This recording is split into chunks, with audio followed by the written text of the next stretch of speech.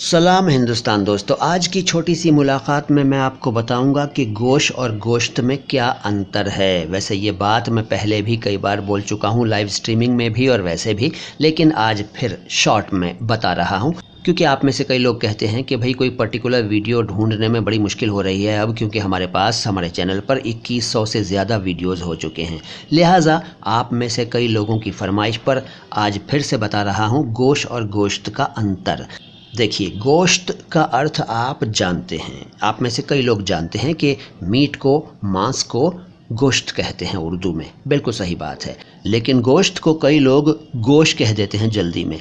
शायद आप भी कह देते होंगे या नहीं कहते होंगे, तो सुना तो ज़रूर होगा लोगों को आपने कहते हुए कि भाई कहाँ गए थे, मैं तो गोश्त लेने गया था या मैं गोश्त लेने जा रहा हूँ। ख़ासतौर से उन समाजों में जिनमें नॉन वेज खाया जाता है, ये शब्द खूब चलता है। गोश्त की दुकान, गोश्त लेने गया था, गोश्त लेने जा रहा हूँ। दरअसल गोश्त नहीं कहना चाहिए, वहाँ कहना चाहिए गोश्त, क्योंकि गोश्त तो कान होता है।